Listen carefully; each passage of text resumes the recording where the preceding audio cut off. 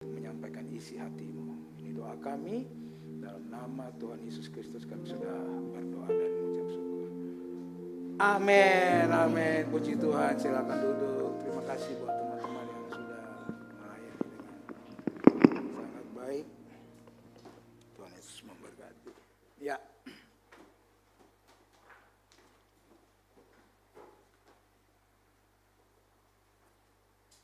Baik, hawa liburan sudah mulai berasa. Ya, ada yang pergi dari Samarinda, ada yang datang ke Samarinda. Selalu begitu setiap tahun, ya. Tapi kita yang tetap di Samarinda tidak perlu merasa sedih, karena memang rumah kita di sini. Oke, puji Tuhan. Kita lanjut dalam seri pengajaran kita tentang liturgi, ya. Mungkin kita kurang terbiasa mendengarnya dengan bahasa liturgi, ya. Tapi saya ingin merefresh dari minggu pertama dan minggu kedua dan kita minggu ketiga. Nanti kita akan tutup di tanggal 27 Desember seri pengajaran ini, dan di tahun 2026 kita belajar untuk mengikuti apa yang Tuhan arahkan melalui firman-Nya, ya. Seperti kita ketahui, ada beberapa pemikiran tentang konsep liturgi, ya. Yang pertama, ada orang bilang, oh, liturgi itu berbahaya karena dapat menghalangi pekerjaan Roh Kudus. Atau liturgi itu tidak disukai karena dapat membuat ibadah jadi membosankan. Lalu ada yang bilang tidak terlalu penting karena hanya berdasarkan tradisi. Lalu juga ada yang bilang, oh, liturgi itu penting. Liturgi juga memuridkan atau membentuk kita. Atau ada juga yang menyukai liturgi karena menyediakan struktur dalam ibadah. Atau liturgi kita sebut esensial karena ibadah bukan ibadah tanpa sebuah liturgi. Nah, sadar atau tidak, setiap ibadah gereja memiliki liturgi. Kalau kita bilang, oh di gereja kita nggak ada liturgi, itulah liturgi kita. Ya. Pertanyaannya adalah, apakah dasar struktur liturgi ibadah gereja itu berasal dari firman atau budaya, preferensi kita? Kita dari kecil dibentuk ibadah yang seperti ini, akhirnya liturgi kita dalam ibadah terbentuk dengan kebiasaan. Nah, mari kita kembali apa yang firman Tuhan ajarkan tentang liturgi. Ya, yang pertama, minggu pertama lalu kita belajar call to worship. Tadi kalau Bapak Ibu dengar, WL bilang kita baca ayat fotum kita. Itu panggilan untuk kita menyembah Tuhan. Jadi bukan sekedar keren-kerenan atau kreatif banget pakai ayat, bukan. Itu adalah panggilan kita untuk ibadah. Ya. Lalu kita minggu pertama belajar tentang kata haleluya. Kata haleluya berasal dari kata halal ditambah Yahweh, artinya panggilan Tuhan untuk kita berhenti bermegah pada pencapaian kita. Mari kita bermegah kepada Tuhan. Itu kata haleluya.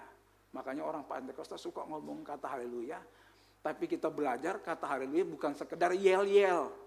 Tapi benar-benar panggilan untuk kita ketika kita datang beribadah. Kita berhenti bermegah atas pencapaian kita. Itu kata haleluya. Ya. Lalu minggu kedua kita bicara tentang pengakuan dosa. Kita belajar tentang berita anugerah. Ya, hari ini berita anugerah dilanjutkan dengan melanjutkan juga seri pengajaran ini ditambah dengan pelajaran tentang bagaimana respon kita ketika kita mendengar firman Tuhan. Ya, liturgi sangatlah esensial dalam ibadah karena liturgi menjadi sarana pembentukan spiritual kita. Jadi ketika kita datang sampai nanti kita pulang terima berkat, itu adalah sebuah formasi yang Tuhan bentuk untuk memulihkan keadaan rohani kita. Ya. Karena liturgi juga mendewasakan iman. Ya. Nah, tema minggu ini adalah lebih dari sekedar khotbah. Saya ingin bertanya kepada kita semua ketika tadi WL bilang, apa yang Anda pikirkan ketika WL berkata, mari siapkan hati kita untuk mendengarkan firman Tuhan. Ya. Apa yang ada di pikiran kita ketika kita mendengar ajakan itu? Mungkin kita bisa bilang, oh saya sangat excited, saya sangat bersuka cita ketika saya mendengar firman Tuhan. Saya berharap kita begitu semua. Oh ini waktunya firman Tuhan. I'm so excited untuk mendengarkan firman Tuhan. Atau, wah ini bakalan membosankan ya. Ini kayaknya bakalan bikin aku ngantuk.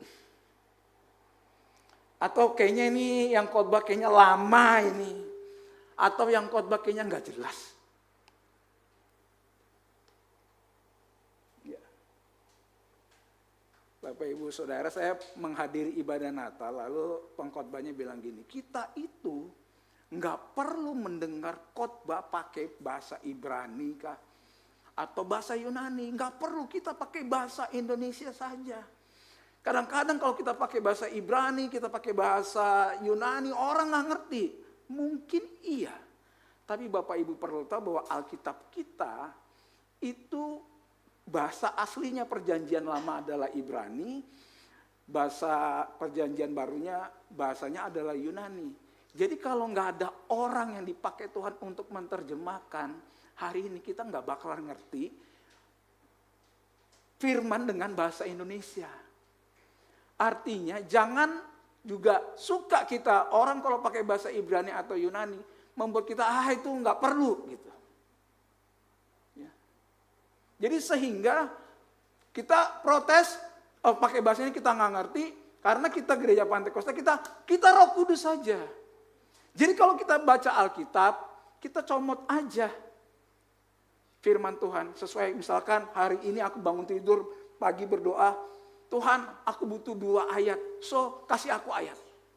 Karena kami percaya kebenaran firman Tuhan itu dari Roh Kudus.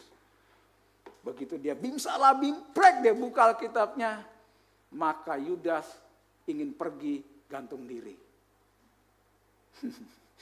Kalau kira-kira dapat ayat itu gimana? Lalu masih ada 1 ayat lagi, kan jatahnya 2 ayat.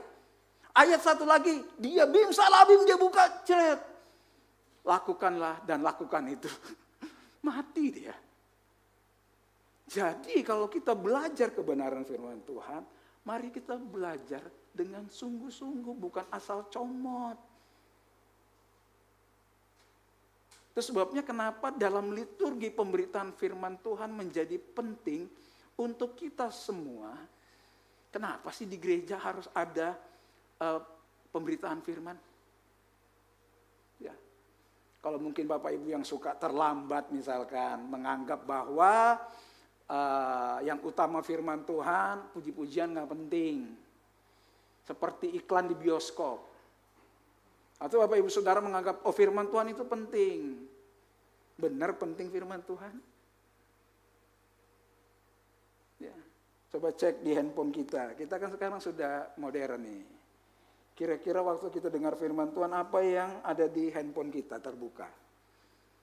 Ada yang buka Shopee, ada yang buka Tokopedia, ada yang buka Instagram, ada yang buka WA, tiba-tiba ada notifikasi, kita langsung cenderung suka membaca. Sebenarnya firman Tuhan itu, dia membuka mata kita, menyentuh hati kita dan mengubah hidup kita. Firman Tuhan bukan sekadar informasi, pengetahuan, atau motivasi. Melainkan undangan untuk kita mengenalnya, mengasihinya, dan menaatinya. Ya. Mari kita baca di Mazmur 19 ayat 1 sampai 15. Kita baca bergantian. Saya ayat ganjil, Bapak Ibu ayat genap. Kemuliaan Tuhan dalam pekerjaan tangannya dan dalam Tauratnya. Untuk pemimpin biduan Mazmur Daud. Langit menceritakan kemuliaan Allah dan cakrawala memberitakan pekerjaan tangannya. Hari meneruskan berita itu kepada hari dan malam menyampaikan pengetahuan itu kepada malam. Ayat 4. Ada berita dan tidak ada kata, suara mereka tidak terdengar. Tetapi gema mereka terpancar ke seluruh dunia, dan perkataan mereka sampai ke ujung bumi. Ia memasang kemah di langit untuk matahari. 6. Yang keluarkan bagian laki-laki yang keluar dari kamarnya, girang bagaikan pahlawan yang hendak melakukan perjalanannya. Dari ujung langit ia terbit, dan ia beredar sampai ke ujung yang lain. Tidak ada yang terlindung dari panas sinarnya. Taurat Tuhan itu sempurna, menyegarkan jiwa. Peraturan Tuhan itu teguh, memberi hikmat kepada orang yang tak berpengalaman. Titah Tuhan itu tepat, menyukakan hati. Perintah Tuhan itu murni, membuat mata bercahaya. Takut akan Tuhan itu suci, tetap ada untuk selamanya. Hukum-hukum Tuhan itu benar, adil semuanya. Lebih indah daripada emas, bahkan daripada banyak emas tua. Dan lebih manis daripada madu, bahkan daripada madu tetesan dari sarang lebah. Lagi pula hambamu diperingatkan oleh semuanya itu, dan orang yang berpegang padanya mendapat upah yang besar. Siapakah yang dapat mengetahui kesesatan? Bebaskanlah aku dari apa yang tidak kusadari.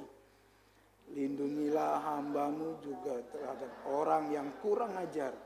Janganlah mereka menguasai aku, maka aku menjadi tak bercela dan bebas dari pelanggaran besar. Kita baca sama-sama ayat 15. Mudah-mudahan engkau berkenan akan ucapan mulutku dan renungan hatiku ya Tuhan, gunung batuku dan penebusku. Demikian pembacaan firman Tuhan. Nah, Mazmur 19 ini ada wahyu umum, ada wahyu khusus. Wahyu umumnya adalah Tuhan menyatakan diri melalui ciptaan. Artinya semua orang, baik dia Kristen atau tidak Kristen, dia bisa mengenal Tuhan dari ciptaan. Ya, itu wahyu umum. Tapi kalau wahyu khusus, tidak semua orang bisa ngerti. Kenapa?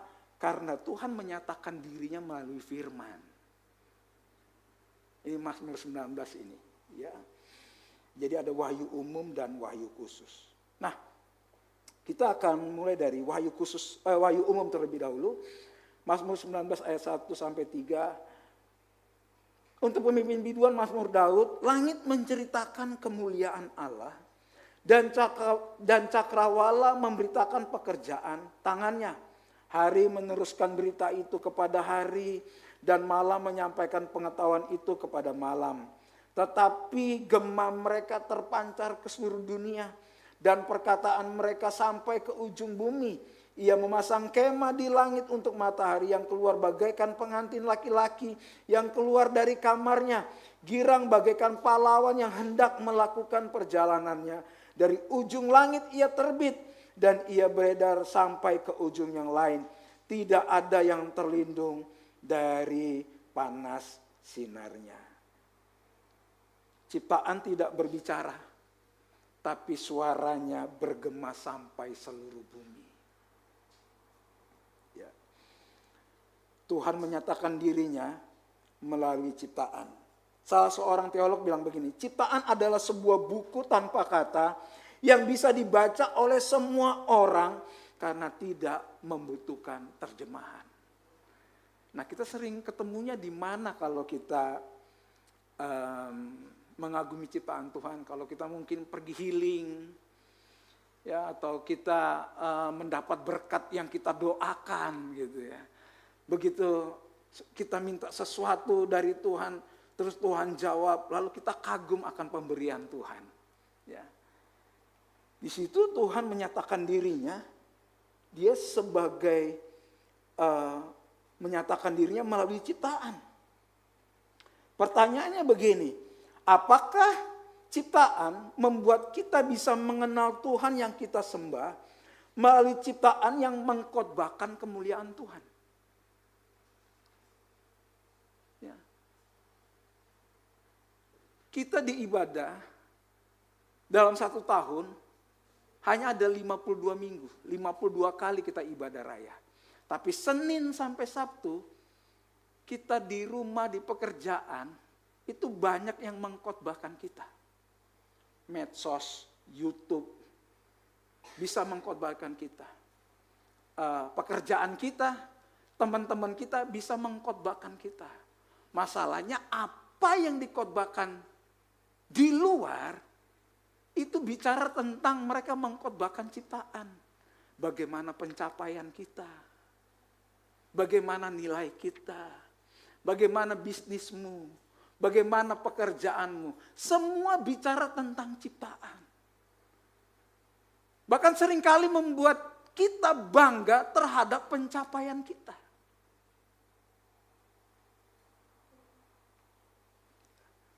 Tapi apakah dengan kita mendengarkan khotbah tentang ciptaan, apakah kita dapat mengenal bahwa Tuhan benar-benar mengasihi kita?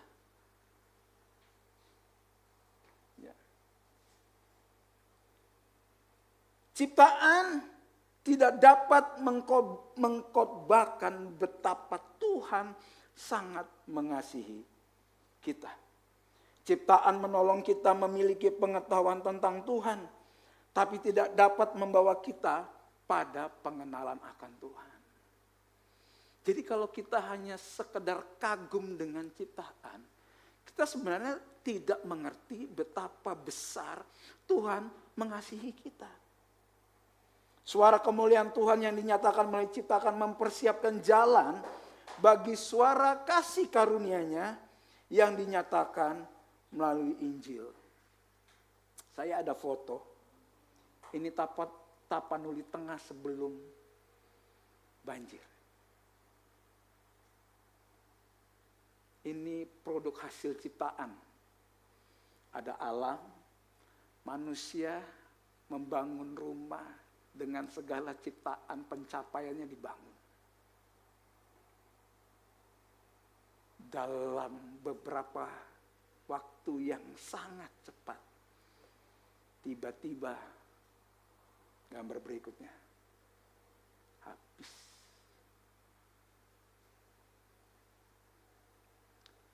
Ciptaan tidak akan pernah memuaskan. Kalau kita kagum dengan ciptaan, tiba-tiba ciptaan hancur. Pertanyaannya, apakah kita masih bisa bilang Tuhan itu baik?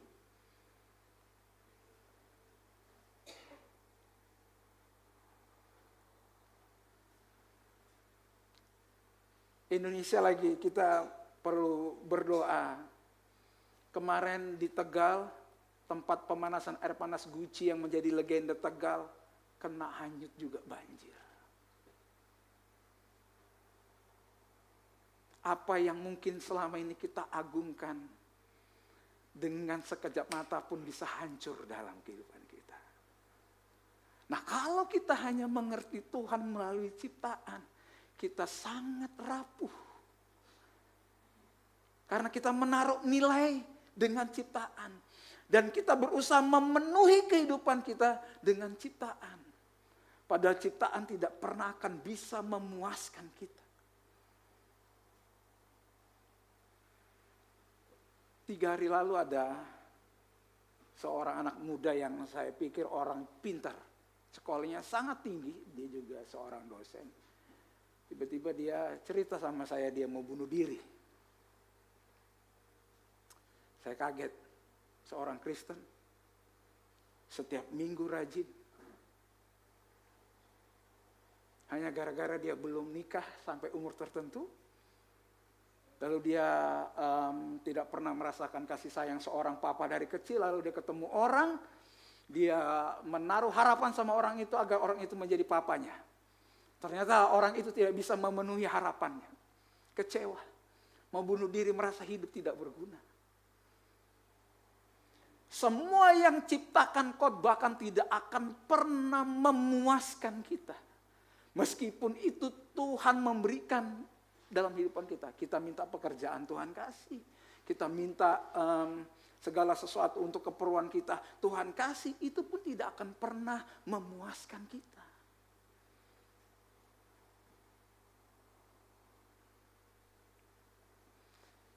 Jadi kadang-kadang, iya. Berhasil dia hidupnya, berhasil secara pekerjaan, secara materi hidupnya. Dia panggil saya abang, tapi bang saya merasa hidup saya tidak berguna. Hidup saya sia-sia, saya kerja setengah mati, saya nggak punya pacar. Tidak ada yang mau sama saya. Tolong carikan saya katanya. Kalau mau carikan, ibadah dulu di Haupa, bilang gitu. Kenapa? Apa yang ciptaan tawarkan dalam kehidupan kita tidak akan pernah memuaskan. Orang misalkan Tuhan jawab dia dapat istri, nanti akan ada masalah baru. Karena apa yang kita taruh di situ mungkin kita berpikir nanti kita dapat istri, nanti kita akan terpuaskan misalkan, belum tentu. Tuhan kasih aku berkat pekerjaan, Tuhan kasih berkat jebret. Apakah puas? Tidak puas. Tuhan, aku mau minta lebih lagi. Karena ciptaan tidak akan pernah bisa memuaskan kita. Makanya tadi Daud bilang firman-Mu itu lebih dari emas. Emas bicara tentang apa? Emas bicara tentang kekayaan. Emas bicara tentang pencapaian. Emas bicara tentang keamanan. Semakin banyak emas kita, semakin aman kita. Semakin besar digitnya dalam rekening kita, membuat kita aman. Tapi Daud bisa bilang, lebih dari emas, bahkan emas tua katanya. Firman-Mu seperti manis lebih dari setetes madu. Zaman dulu madu itu minuman orang kaya. Madu. Tapi Daud bisa bilang firman-Mu itu lebih manis, lebih nikmat dari madu. Madu bicara juga tentang kenyamanan hidup. Ini yang dicari. Saya tidak perlu berbohong, bahkan hamba Tuhan sering kali juga mencari kenyamanan di dalam pelayanan.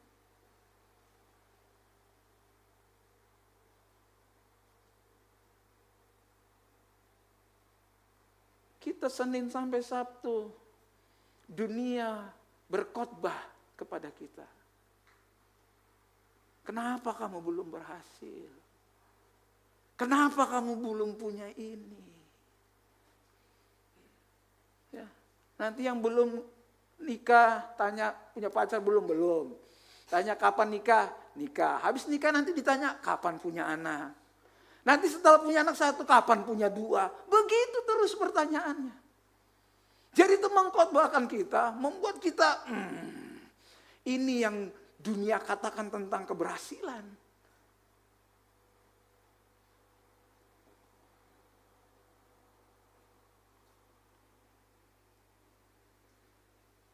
Apa yang ciptaan bisa berikan tidak akan pernah abadi.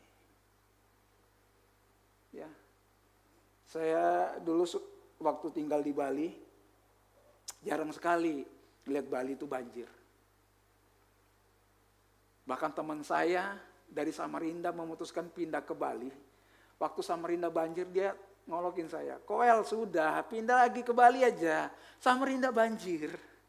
Sekarang Bali yang banjir, saya WA dia sudah gak balas saya lagi. Saya ingat banget waktu dia, Koel udah pindah aja ke Bali, bebas banjir di Bali. Ngapain di Samarinda, sebentar lagi Samarinda tenggelam katanya. Tiba-tiba Bali mulai banjir, saya WA dia, hai apa kabar Denpasar sekarang Denpasar banjir. WA saya gak dibalas lagi. Tidak ada yang abadi. Ciptaan tidak akan pernah bisa memberikan damai sejahtera yang akan kita cari.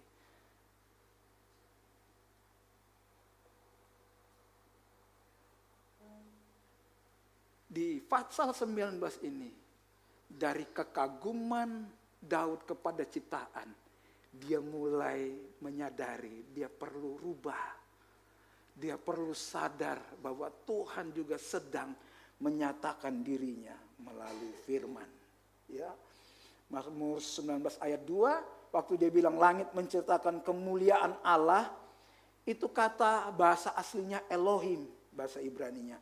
Tapi Mazmur 19 mulai ayat 8, 10 dan 15, kata Tuhan di situ bicara tentang Yahweh. Ya, bicara tentang Tuhan yang lebih personal.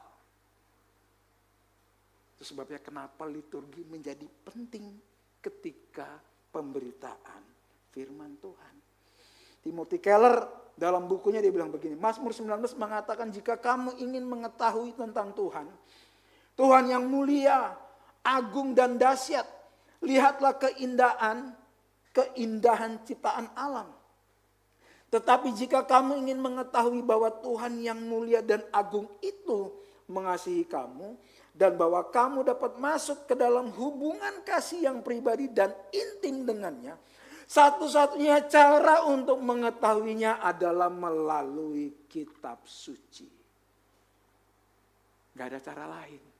Kalau kita mengenal Tuhan hanya dari kitab suci. Ya. Nah, di Mazmur 19 ayat 8 sampai 10 bicara tentang Taurat Tuhan itu sempurna. Dia menyegarkan jiwa. Punya peraturan, teguh, memberikan hikmat kepada orang yang tidak berpengalaman. Kita kan nggak tahu besok terjadi apa. Karena besok kita nggak tahu, kita menjadi orang yang tidak berpengalaman. Saya memang dari dulu itu mabuk darat, Bapak Ibu Saudara. Jadi setiap kali perjalanan jauh naik darat itu saya sudah mabuk duluan sebelum naik mobil. Gitu ya. Selalu dari kecil sudah memang mabuk darat gitu.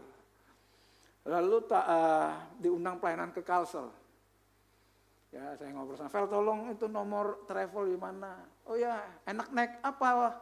Saya diskusi sama teman-teman. Enak naik travel aja kok. Karena duduk depan, bayar lebih murah, lebih enak gak berhenti-berhenti jalan terus. Oh, oke. Orderlah saya. Ya, duduk depan dijemput. Wah, udah malam banget, mulai dari Samarinda saya dijemput jam 8:30. Tunggu penumpang lagi di mana, sampai akhirnya jalan. Saya sampai di Tanjung, mungkin saya ada suruh supirnya berhenti, saya jackpot. Jackpot, benar-benar jackpot sampai habis, sampai nggak ada yang keluar lagi. Karena saya tidak mempertimbangkan ternyata di dalam semua mobil itu merokok semua. Saya bilang begitu. Ya, saya tahu saya punya pengalaman, saya mabuk naik mobil. Tapi saya tidak punya pengalaman yang lain. Ternyata kalau supirnya nggak ngerokok, ngantuk. Bayangkan dia di sebelah saya, babul-babul. Masker sudah kayaknya tembus. Gitu.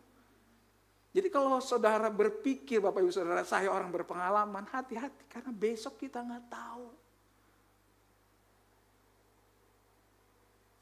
Toh sampai sana, pagi, ya, saya bilang, Om saya mau istirahat. Oke, dikasih penginapan. Ternyata ada di Tanjung ada penginapan rupanya. Kasih saya tidur. Saya makan itu pelayanan sore. Saya bilang sama Om Jeff, besok saya pesankan bus ya. Busnya kan AC kan, oh ya busnya AC kok aman. Nggak ada pengalaman lagi naik bis. Dulu pernah naik bis, sering Balikpapan Samarinda, tapi tidak sejauh itu. Tidak berpengalaman lagi. Yakin biasanya naik bus pakai AC, tidak boleh ngerokok. Iya kan? Dan ternyata supirnya tetap merokok. Saya berada di kursi nomor 2, Bapak Ibu tahu. Sepanjang jalan itu saya taruh plastik. Tinggal begini aja sudah. Sampai Samarinda seberang. Saya turun, saya nggak pesan Maxim, saya duduk dulu di depannya toko. Habis. Tidak berpengalaman. Kalau kita berpikir kita dengan kepintaran, pengalaman, kebiasaan kita berpikir kita orang berpengalaman. Kita besok kita nggak tahu.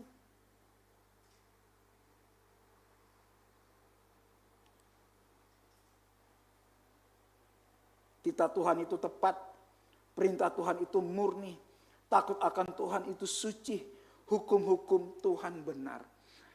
Kita kalau bicara tentang janji Tuhan, Tuhan aku klaim janjimu. Wah, kita bisa sangat mengagung-agungkan Tuhan jika klaim kita dijawab Tuhan.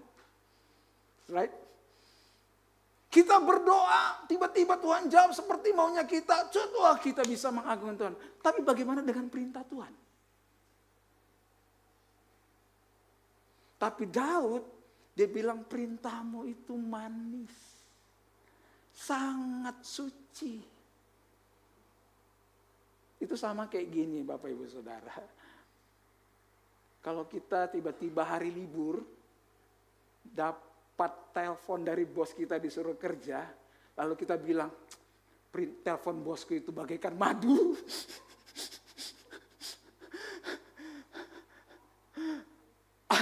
Atau kita disuruh lembur, lalu kita bilang, lemburku itu bagaikan madu yang memuaskan hatiku.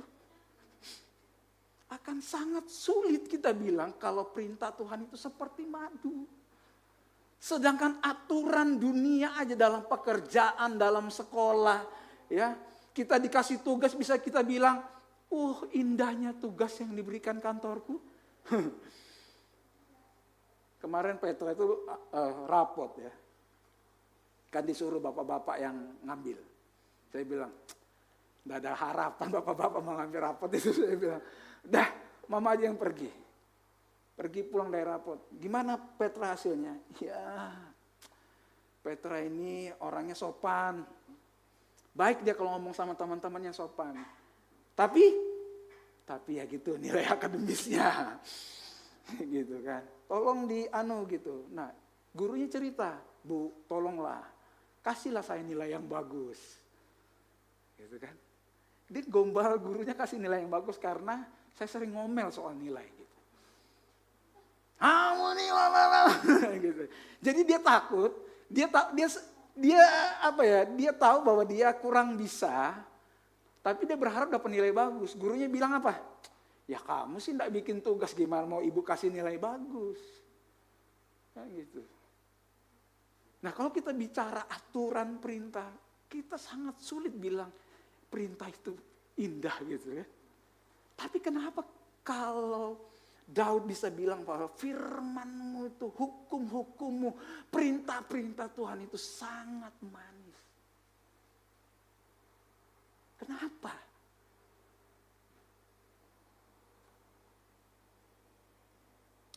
Ini bukan bahasa orang yang taat karena terpaksa atau takut salah. Tapi bahasa orang yang tergila-gila akan keindahan. Saya ingat-ingat waktu baca ini waktu masih pacaran sama istri saya itu. Suatu kali dia pergi mana gitu, saya nganterin lama banget gitu, nggak tahu ke mall mana apa gitu ya. Pokoknya dia pergi belanja masih pacaran gitu. Karena saya ini orangnya, malas, mohon maaf ya, malas ikut belanja sama emak-emak karena lama kan gitu. Jadi saya duduk. Saking lamanya, mungkin bisa 2 jam 3 jam itu, terus dia maaf ya sudah lama ya nunggunya karena masih banyak yang mau dicari gitu ya. Saya dengan enggak apa-apa. Itu masih pacaran enggak apa-apa gitu. Ya, karena saya cinta. Lagi panas-panasnya pacaran. Jadi dia bikin apa aja gue terima deh. Ya, tapi saudara jangan tanya sekarang. Jangan. Kalau saya bisa nunggu 2 jam 3 jam mungkin saya suruh telepon lama benar gitu ya. Tapi cinta kami gak berubah karena hidup dengan realita aja sekarang. Sudah 11 tahun menikah. Ya gitu. Tapi Daud melihat perintah Tuhan, firman Tuhan, dia tergila-gila. Gitu. Hukum dunia kita lakukan karena terpaksa. Tetapi hukum Tuhan kita lakukan karena kita mengasihi Dia.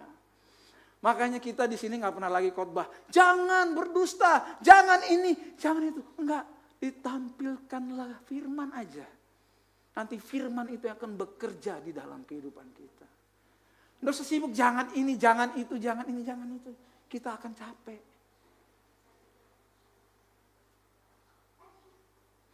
Firman bukan sekedar hanya menolong atau firman menghibur, tetapi membawa kita kembali untuk mengenal Dia secara pribadi.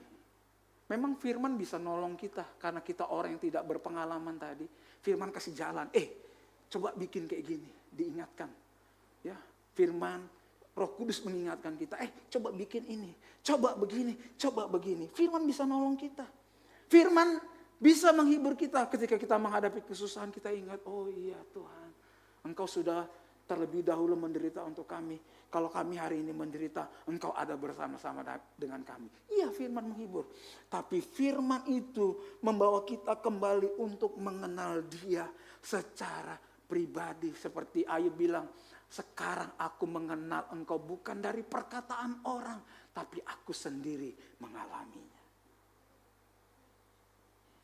Ya, membuat kita lahir bukan karena terpaksa atau takut dihukum.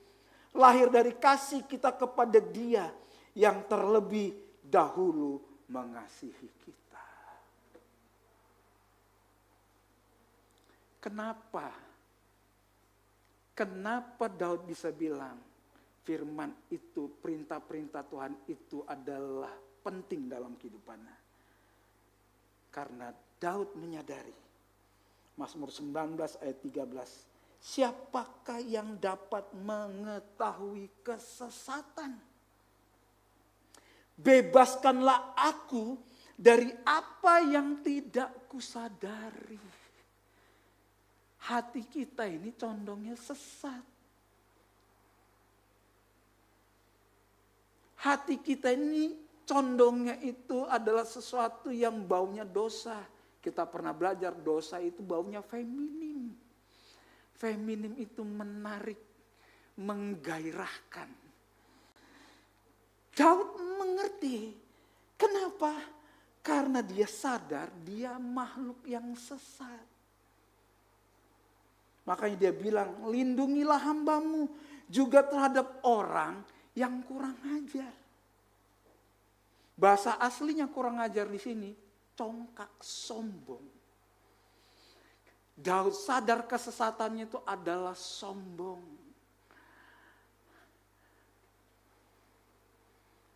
Waktu kita berdoa, kita bekerja, kita mendapatkan semua yang kita mau.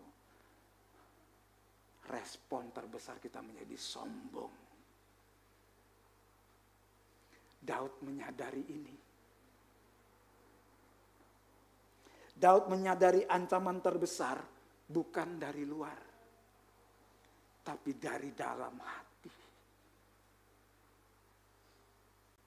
Itu sebabnya firman sasarannya adalah hati.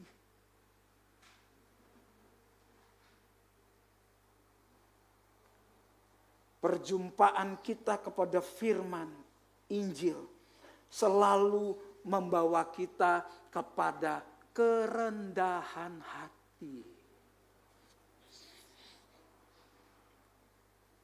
Jadi kalau kita dengar firman Tuhan, kita semakin sombong, jangan-jangan kita mendengar Injil yang lain.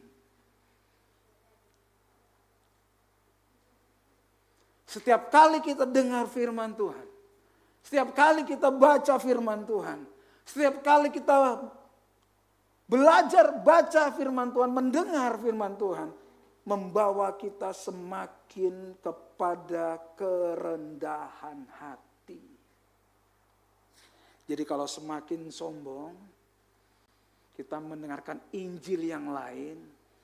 Karena Injil yang lain bicara tentang pencapaian.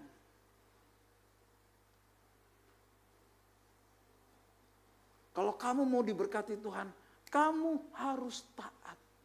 Itu pencapaian. Sehingga membuat kamu sombong. Oh, aku diberkati Tuhan ini karena aku taat. Aku taat beribadah. Aku taat melayani, aku taat membayar perpuluhan, aku taat berdoa, aku bisa baca firman berjam-jam. Sehingga waktu berkat itu datang karena ketaatan kita, sehingga membuat kita menjadi sombong.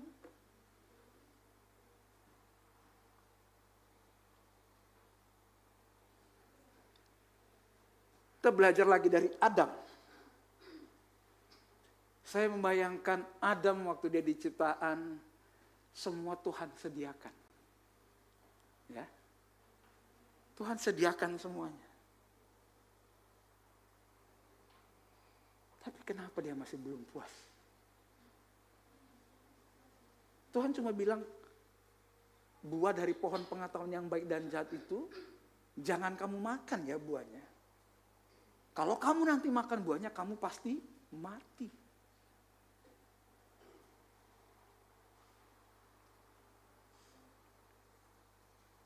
Kejadian 2 ayat 17. Ini saya ada bahasa Ibraninya, tapi saya nggak terlalu lancar bahasa Ibraninya karena saya dapat dari seorang guru saya. Ya, jadi mati di sini adalah harga dari pelanggaran. Kejadian 2 ayat 17. Tetapi pohon pengetahuan tentang yang baik dan yang jahat itu, janganlah kamu makan buahnya, sebab pada hari engkau memakannya, pasti engkau mati.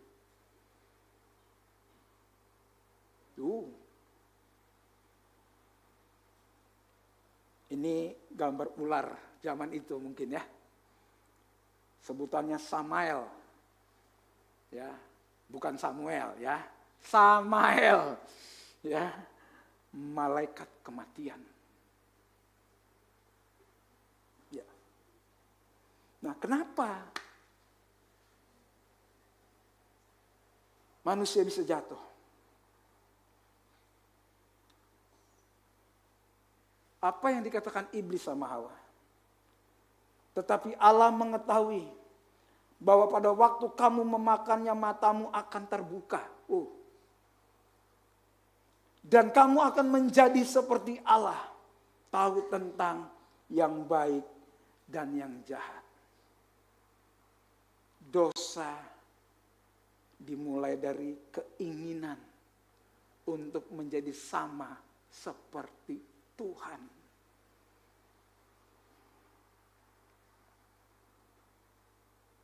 Kita tahu 10 perintah Tuhan. Tapi yang paling terakhir, dosa ketamakan, dosa ingin yang sangat menguasai manusia. Waktu Tuhan panggil Adam, di manakah engkau? Bukan pertanyaan geografis. Bukan. Emang Tuhan gak tahu Adam di mana? Tuhan tahu. Tapi pertanyaan itu bukan pertanyaan geografis. Adam posisinya di mana? Tapi yang Tuhan tanya, Adam di mana engkau? Posisi hubungannya yang hilang. Terputus koneksi dengan Tuhan. Dan bersyukur Tuhan tidak langsung membunuh Adam. Harusnya begitu, kamu mati langsung mati aja Adam. Hari ini kita nggak ada. Ya. Tapi Kejadian 3 ayat 15 bilang begini. Aku akan mengadakan permusuhan antara engkau dan perempuan ini. Antara keturunanmu dan keturunannya. Keturunannya akan meremukkan kepalamu dan engkau akan meremukkan tumitnya. Ayat ini disebut oleh Bapak Gereja proto-evangelium. Apa itu proto-evangelium?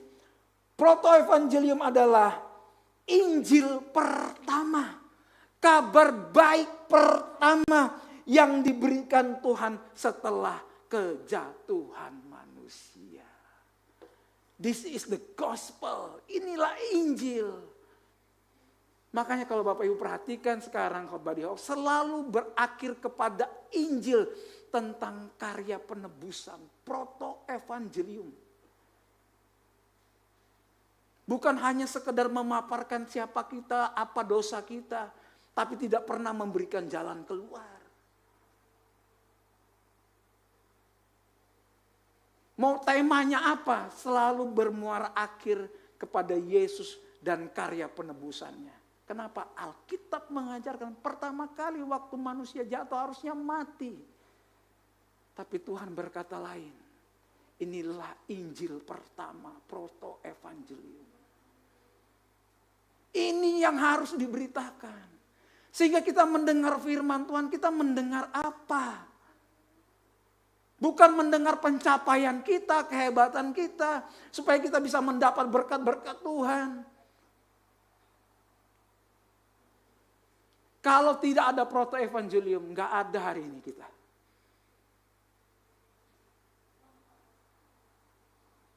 Itu sebabnya firman menyingkapkan isi hati kita.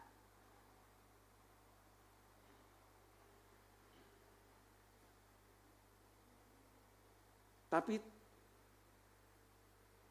kita perlu menyadari kita susah kan melakukan firman Tuhan. Ya, kita harus jujur. Kita pulang keluar dari tempat ini aja. Kita bisa maki-maki orang lagi kok. Makanya setiap minggu kita perlu diingatkan. Ada call to worship. Ada confession. Ada berita anugerah. Tuhan tahu kalau kita nggak bisa. Sebabnya kita perlu Roh Kudus untuk memampukan kita. Nah, di ayat 14 dengan ayat 8 ada arti yang sama. Ya. Ayat 14 bilang gini, lindungilah hambamu juga terhadap orang yang kurang ajar, janganlah mereka menguasai aku, maka aku akan menjadi tak bercela dan bebas dari pelanggaran besar. Ayat 8, Taurat Tuhan itu sempurna, menyegarkan jiwa, peraturan Tuhan itu teguh, memberikan hikmat kepada orang yang tak berpengalaman. Tak bercela, sempurna, bahasa aslinya itu adalah tamim. Apa tamim itu? Sang firman hidup, hamba yang benar-benar tak bercela. Yesuslah penggenapan Taurat yang sempurna itu.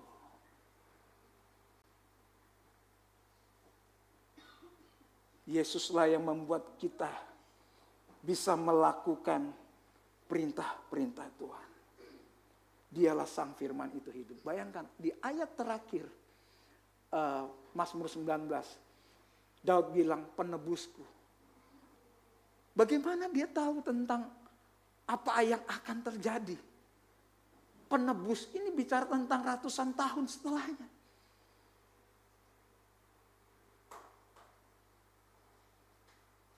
Gambaran perjanjian lama menceritakan tentang masa depan. Bahwa akan ada penebus yang akan datang. Disalib. Yesus yang tidak bercela harus menjadi celah. Karena menanggung hukuman yang seharusnya kita tanggung. Yang taat sempurna harus dianggap bersalah. Dihukum karena kita. Sang firman harus dibungkam oleh mereka yang mengaku mencintai firman.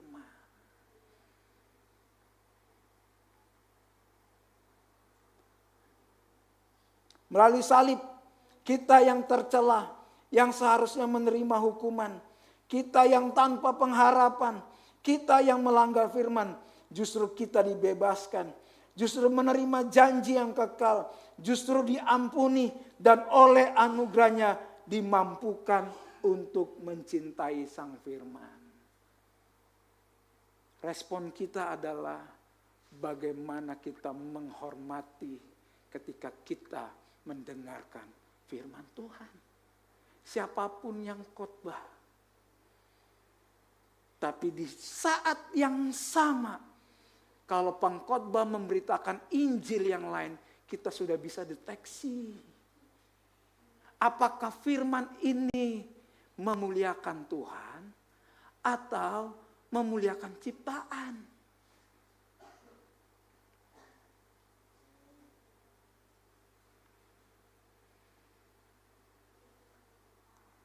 Itu doakan, makanya kalau Bapak Ibu berdoa, ada waktu berdoa, doakanlah para pengajar di tempat ini. Supaya kami tidak memberitakan Injil yang lain.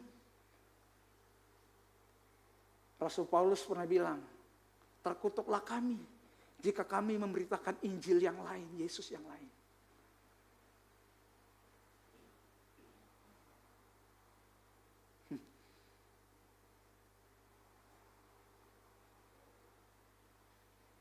Kalau kita sering mendengar Injil yang lain, maka kita akan menjadi jemaat yang lain.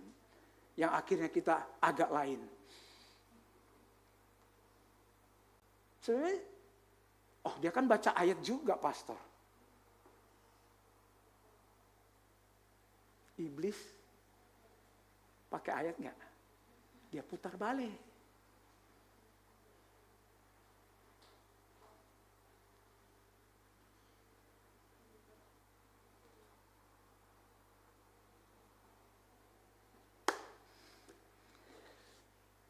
Harapan kami adalah Bapak Ibu semakin mengenal Kristus.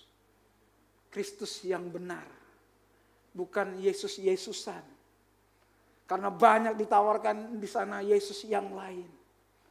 Yesus motivator. Yesus pemberi kekayaan.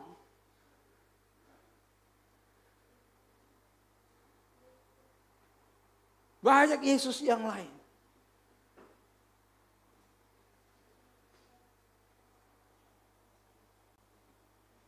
Tapi apakah benar-benar kita mengenal Yesus dengan karya salibnya?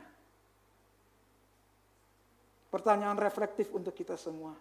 Bagaimana selama ini sikap saya dalam memperlakukan firman Tuhan? Baik dalam liturgi ibadah maupun dalam liturgi kehidupan. Ya. Apa bukti bahwa saya benar-benar mengasihi Sang Firman? Yesus Kristus yang telah menyerahkan dirinya bagi saya. Sadarkah saya bahwa tanpa firman saya tidak mungkin mengenal Tuhan dan tidak akan bertumbuh dalam keserupaan dengannya. Itu sebabnya Bapak Ibu kalau dengar firman, teliti. Jangan asal comot seperti saya bilang tadi. Oh ini firman, cek dulu. Alkitab bilang enggak? Ada satu perkataan yang sangat menarik tapi tiba-tiba mengingatkan saya. Seorang hamba Tuhan bilang begini, kalau kita melayani Tuhan, Tuhan akan melayani kita. Bagus banget kayaknya kata-kata itu, indah. Tapi begitu dicek, bahkan kita sering nyanyi, melayani lebih sungguh, karena Tuhan sudah lebih dulu melayani kita. Waduh, begitu saya merenungkan kata-kata ini, sepertinya bagus. Kalau kita melayani Tuhan, Tuhan pasti akan melayani kita. Terbalik, kita melayani, karena Tuhan sudah melayani dulu.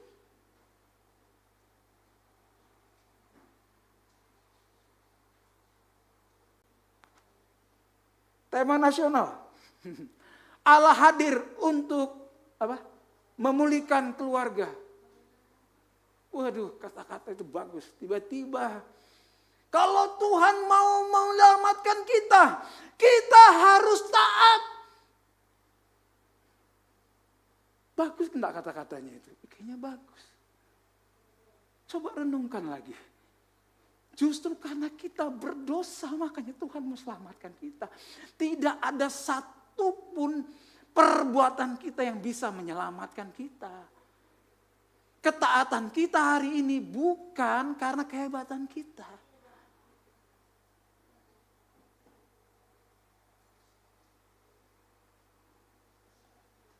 Saya selalu rindu berdoa, saya ngobrol sama istri.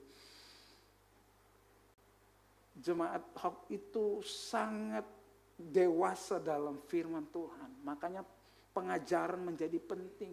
Supaya kita tidak diombang-ambingkan dengan angin pengajaran hari-hari ini. Karena angin pengajaran melalui gereja, melalui mimbar.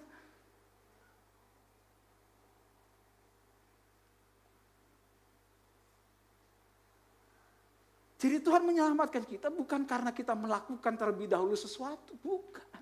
Karena Tuhan tahu kita gak mampu. Itu sebabnya setiap minggu diingatkan. Tuhan tahu kita gak bisa. Tuhan tahu kita gak mampu. Diingatkan Yesus yang menjadi 100% manusia mengingatkan kepada kita. Bahwa dia mengalami sama seperti kita. Mengalami kesedihan, mengalami kesusahan, mengalami penderitaan. Supaya kita belajar sama Yesus.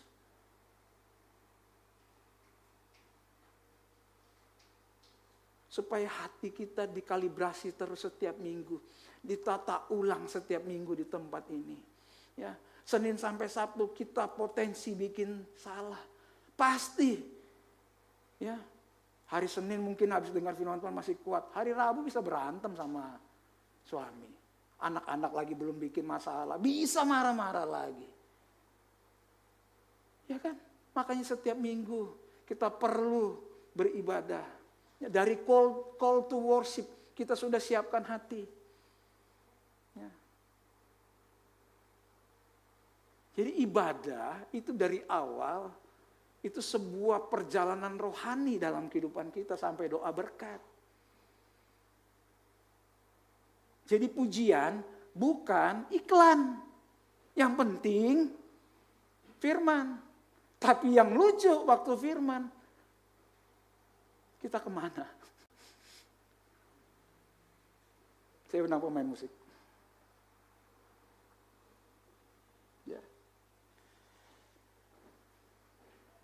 Ya, kami juga di sini nggak sempurna, masih jatuh bangun. Tapi saya mengundang kepada kita semua, ayo, mari sama-sama kita belajar. Ya. Orang berinjil menghormati firman Tuhan karena melalui firman Tuhan sendiri yang sedang berbicara kepada umatnya. Ya, senantiasa rindu merenungkan firman-Nya. Karena rindu untuk mengenal dan terus diubahkan semakin serupa dengan sang firman. Orang berinjil menghidupi firman sebagai wujud kasih. Karena Yesus sang firman yang hidup telah menebus kita dan memberi kita kuasa untuk hidup dalam ketaatan kepadanya. Mari kita bangkit berdiri.